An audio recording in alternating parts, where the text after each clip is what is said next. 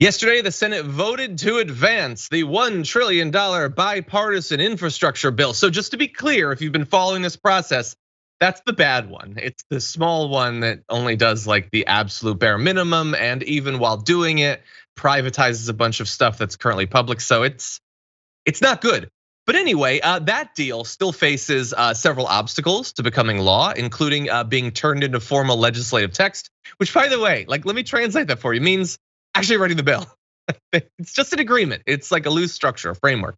Anyway, it also has to clear final votes in the closely divided Senate and House. So we know that Mitch McConnell this morning was saying, I want an open process with lots of votes on amendments. Yes, because he was very big on giving the opposing side a whole bunch of time to change bills when he was in control of the Senate those months ago.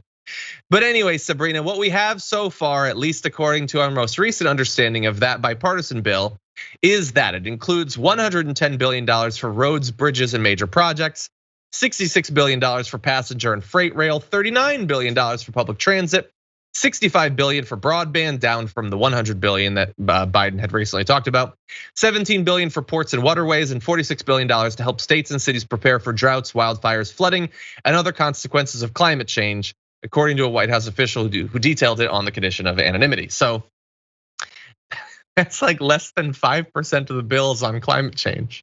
Yeah, I was about to say that's kind of a little bit. I mean, just this last year, I mean, the skies were orange for like a week, less than a year ago. And it was like less than 5%? Come on. Yeah, I mean, so people are asking, wait, so it passed, but it didn't pass? Well, no, they voted to advance. So now it's going to be taken up. They're going to be doing it or whatever. But we have to see, we don't know. Like, and the details right now, like, we knew that this bipartisan bill wasn't going to be great in some of these areas. We knew that. We knew that it's not going to take seriously climate change or whatever. The real question is going to be, like, the plan is going according to plan right now. They've got their terrible bipartisan infrastructure bill. We have to see a couple things could potentially happen.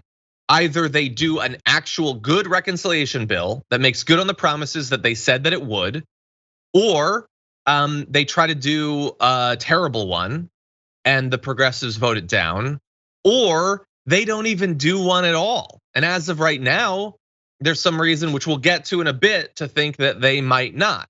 And then presumably the progressives would vote down not only that, but would vote down this, because remember, they're not gonna do one if they don't do the other. That was the idea the whole time. So, I mean, Sabrina, so far the room, you're reading it.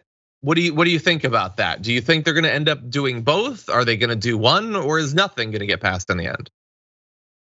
I really think nothing's gonna get passed. I would hope that maybe the progressives hold out, because this does not look very good at all. But I don't know. I haven't been following with how like AOC, Rashida Tlaib. I don't know if they're for this right now. Have they said anything?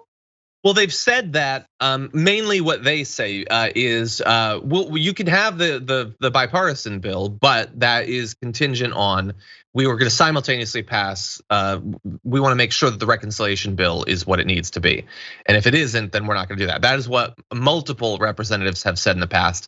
Is it enough to tank it? I don't know. The House is very closely split. So if all of the Republicans go against it, which they will, it should only take a few Democrats to tank it. Basically the same situation as in the Senate. So that's what they've said. The devil's gonna be in the details. And so far the details look rife with devils, but we're gonna have to see.